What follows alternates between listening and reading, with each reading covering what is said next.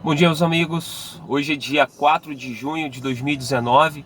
Mais uma vez aqui para gravar um vídeo, compartilhar com os amigos, os colegas aí, uma palavra, uma reflexão sobre o que nós temos visto hoje na televisão com relação aos convites, né? As chamadas igrejas, essas igrejas de comércio, essas igrejas que vendem o milagre, que te prometem aquilo que o próprio Jesus não te prometeu, né? Na verdade, a, a, a, a principal, se não a mais importante missão do Senhor Jesus foi nos apresentar o reino de Deus. Consequentemente, na sua morte de cruz, ele levou nele os nossos pecados, os nossos delitos, e aquilo que para nós era um pacote de condenação para nós, Jesus levou nele, e hoje nele e pelo que ele fez nós temos salvação em Cristo Jesus, pela sua graça, pelo seu amor e pela misericórdia que ele teve de nós. Então, o propósito de Deus em Jesus ele foi cumprido. Então, no que diz respeito à salvação, nós somos salvos por graça, nós somos salvos por aquilo que o Senhor Jesus fez, pela vida que ele deu naquela cruz. Ele foi humilhado, envergonhado, ele foi, de certa forma, espancado, destruído ali, justamente para que nós hoje pudéssemos nele ter salvação e reconciliação com Deus. E eu fico vendo determinados convites que muitas vezes nós fazemos para as pessoas que se encontram fora deste reino, e muitas vezes estão até dentro do reino. Não o reino de Deus, mas o reino que nós criamos achando que é o reino de Deus. Então existe promessas que são faladas, que não são promessas de Deus, que não foram promessas do Senhor Jesus. Pelo contrário, ele nos advertiu, ele nos exortou quanto a algumas preocupações, principalmente preocupações na área material, né? E ele manda nós tomarmos cuidado. Muitas vezes, não foi uma só, duas, mas muitas vezes ele falou sobre o amor ao dinheiro, ele falou sobre as preocupações do cotidiano nossa, sobre o que nós iríamos comer, ou beber, ou vestir. E ele falou para que nós não nos apegássemos a essas coisas, mas que nós buscássemos em primeiro lugar o reino de Deus e a sua justiça, e essas coisas nos seriam acrescentadas.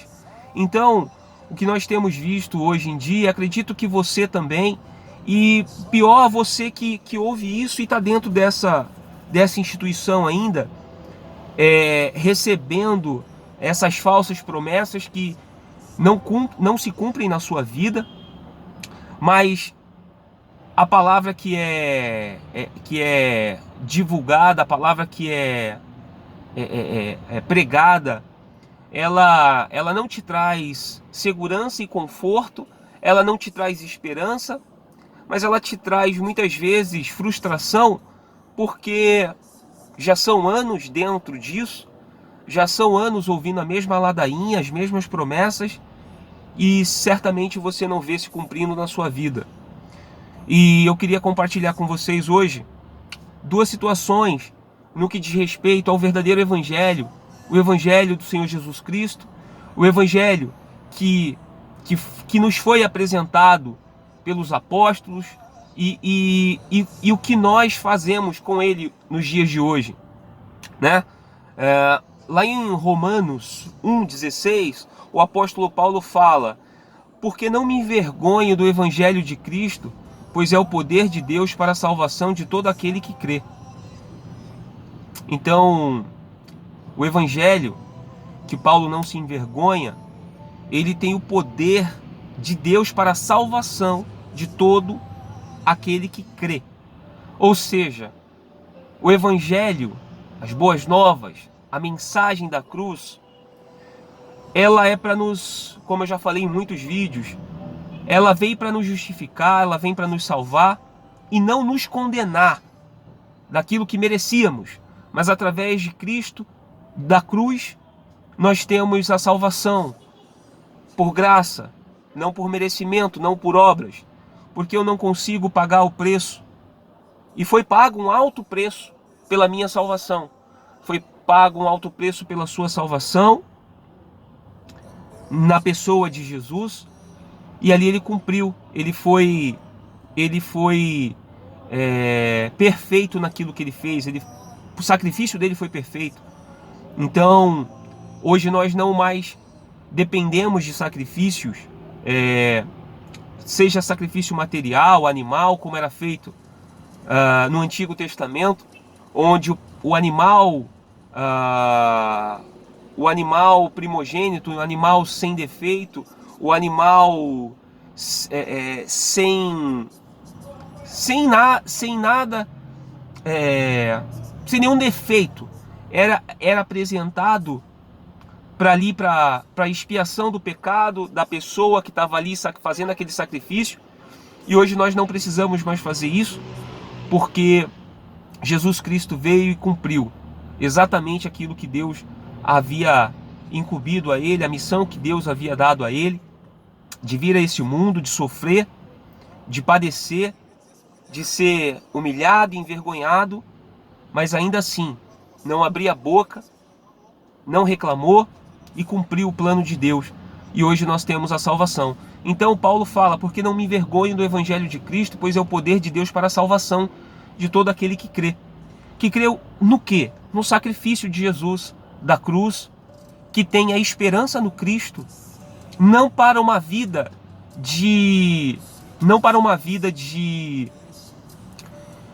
tão somente de alegrias ou uma vida sem problemas. Pelo contrário, quando a gente ouve o evangelho, quando a gente ouve a palavra de Deus, dentro de nós, na nossa alma, no nosso espírito, mesmo vivendo uma situação de dificuldade, mesmo vivendo a escassez, mesmo vivendo situações, dentro de nós existe uma esperança, porque nós sabemos que Deus, Ele não vai nos abandonar.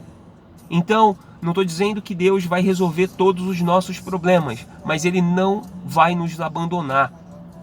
Isso Ele falou: estarei com vocês todos os dias, até a consumação do século.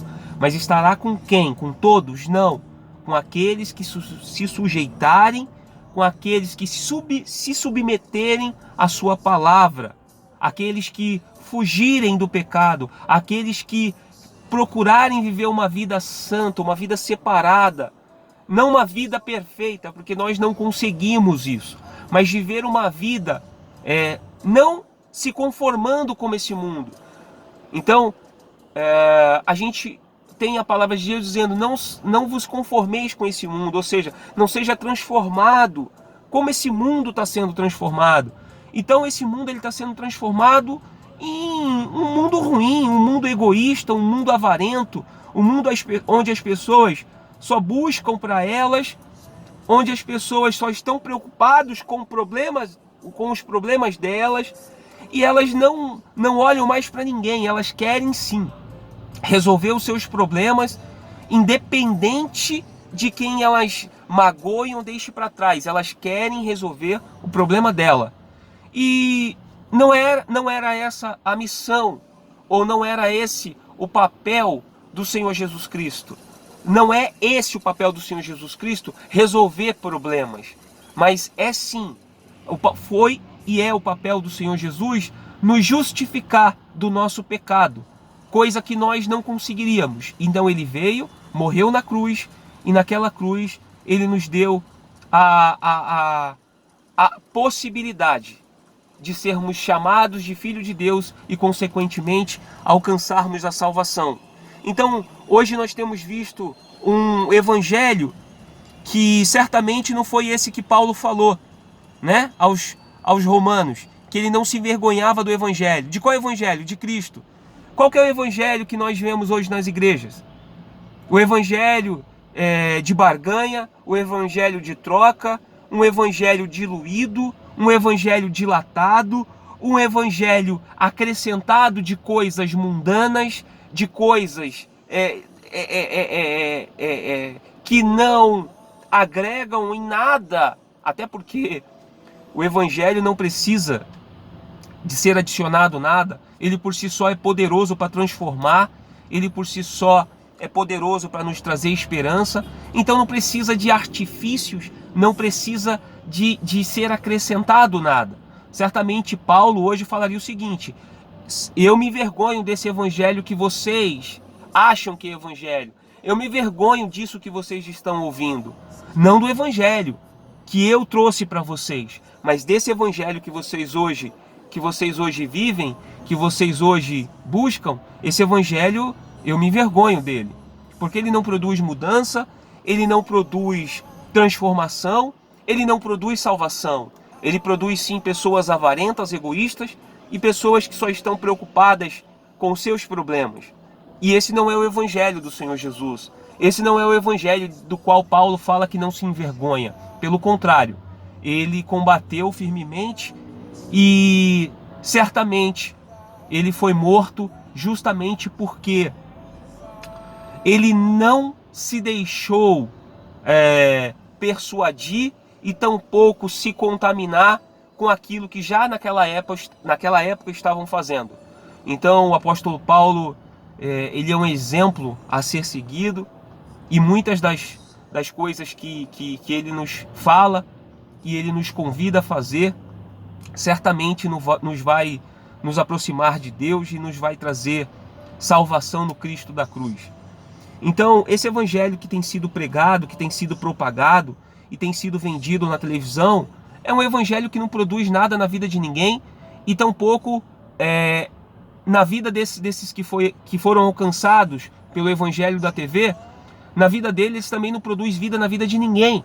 Primeiro porque eles não têm vida, eles são escravos das suas próprias cobiças, das suas próprias ganâncias, eles são escravos daquilo que eles tanto buscam, assim como um dia eu fui, assim como um dia eu me deixei enganar, eu não fui enganado.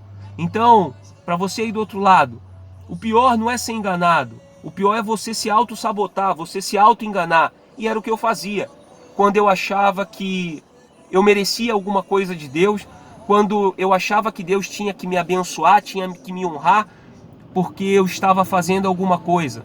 Pelo contrário, quando eu entendi o pecador que eu era, quando eu entendi que eu precisava de um Salvador, quando eu entendi que eu precisava da graça e do amor do Senhor Jesus Cristo, da sua misericórdia, ali eu deixei de achar que eu poderia determinar alguma coisa a Deus por algo que eu havia feito ou estava fazendo. Eu não mereço nada, tampouco você, sinto em lhe dizer, você também não merece nada. Pelo contrário, o que nós merecíamos era condenação. O que nós merecíamos era, de verdade, uma vida separada de Deus e, consequentemente, o sofrimento eterno no inferno. É isso que nós merecemos. Mas aí Jesus veio e naquela cruz ele nos trouxe vida e nos trouxe esperança e nos trouxe possibilidade e nos trouxe também essa justificação, porque somente nele nós temos salvação. Isso é maravilhoso. Mas o evangelho que é vendido é um evangelho de barganha, de troca, onde muitas vezes queremos nos colocar do mesmo tamanho de Deus, achando que porque eu deixei de fazer as coisas que eu fazia outrora, que eu era refém do pecado, e aqui o pecado, o pecado da promiscuidade, o pecado da mentira, o pecado agora porque eu não bebo mais, não fumo mais, porque agora eu estou procurando viver uma vida separada, santa. Agora eu posso me colocar de igual para Deus e exigir de Deus as suas bênçãos e as suas maravilhas. Talvez seja por isso que muita gente tem se decepcionado, muita gente tem se iludido e muita gente tem desistido. E aqui o desistir é desistir de Deus, quando na realidade ela nunca priorizou a Deus, mas sim, ela queria resolver os problemas dela, ela queria não mais ter sofrimentos, não mais ter problemas, porque mesmo que esse discurso que é vendido, né, sobre não aceitarmos determinadas coisas na vida da gente, não aceitar a doença, não aceitar a miséria, como se isso dependesse tão somente de nós e de exigirmos de Deus alguma coisa e falar: ó Deus, eu não aceito essa doença, eu não aceito essa miséria, então o Senhor vai ter que me abençoar, porque agora eu estou me submetendo a esse ensino, a essa palavra, porque eu coloquei um valor no envelope, porque eu achei que eu fiz um sacrifício e agora eu posso exigir alguma coisa de Deus. Coitado de nós. Não é assim. Isso não é evangelho, isso é ensino de homens, isso são heresias que são ensinadas, mas tudo em nome de Jesus. E então Paulo fala que ele não se envergonha do evangelho de Cristo, o evangelho da salvação, o evangelho que nos convida à mudança. E aqui mudança não de vida, mas mudança de caráter, mudança de postura, de conduta. Que nós passássemos a querer entrar no reino de Deus e, consequentemente, abençoar outras pessoas e a levar outras pessoas a conhecer esse reino também, que ele não é conhecido, a boa parte dos evangélicos, né? Não vou nem falar de cristão, mas dos evangélicos. Hoje o evangélico ele pode ser tudo, mas ele não pode ser cristão, mas ele pode ser tudo. E aqui o tudo, entenda-se tudo mesmo. Nós vemos aí pessoas na mídia que carregam a bandeira se dizendo evangélicos, mas que na sua vida não se negam em nada, mas são evangélicos.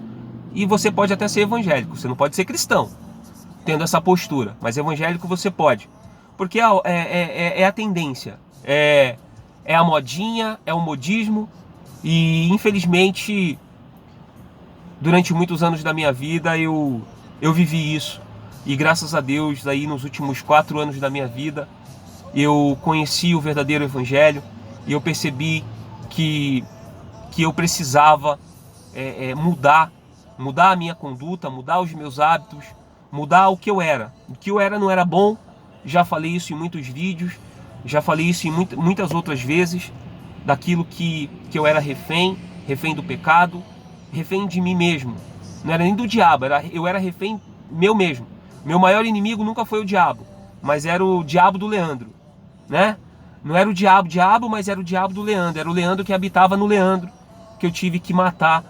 E graças a Deus por isso, porque quando a gente descobre esse tesouro que é oculto a muitos, mas quando a gente descobre ele, tudo que a gente não quer é entristecer a Deus, o Espírito Santo, e a gente quer levar a palavra de salvação a todos, aquelas pessoas que a gente ama e até aquelas que a gente não ama.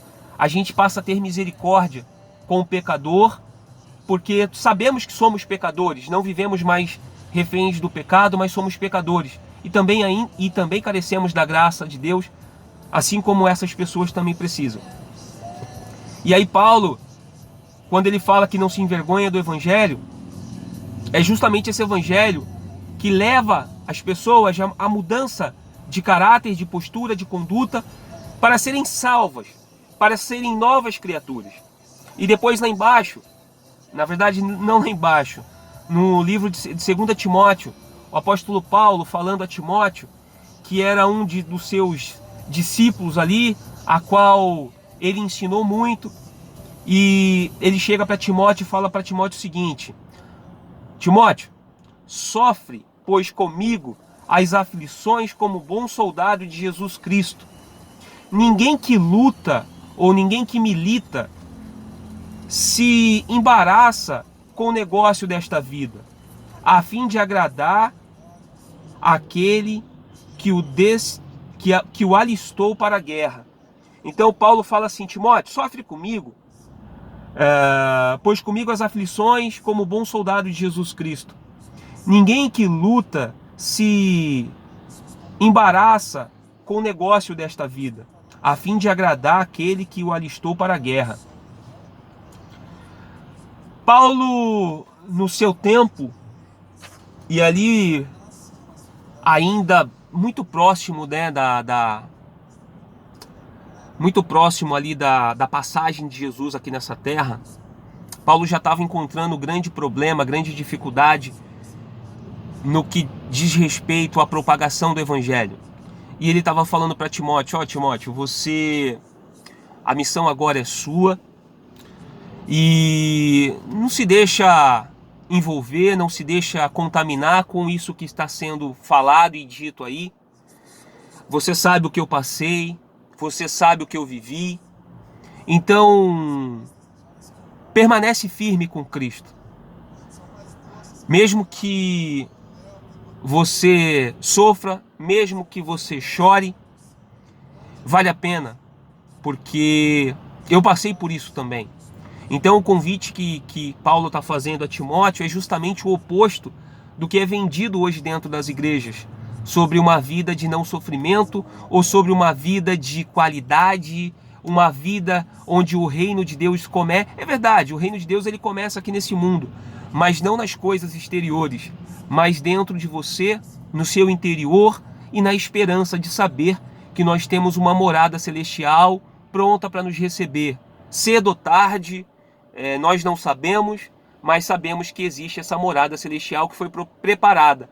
Não porque perecemos, mas porque nós nos sujeitamos aí o senhorio e a palavra de Deus.